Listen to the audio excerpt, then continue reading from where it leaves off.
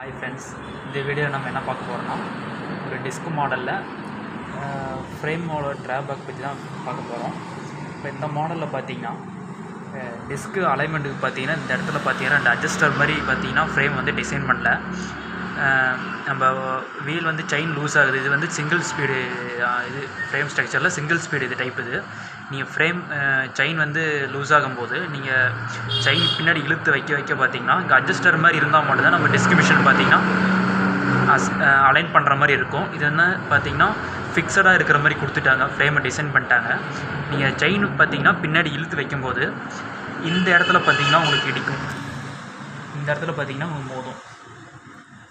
அப்போ நம்ம என்ன பண்ணுற மாதிரி இருக்குன்னா இந்த இடத்துல பார்த்தீங்கன்னா 2 வாசல் வச்சு தான் நம்ம செட் பண்ணுற மாதிரி இருக்கும்.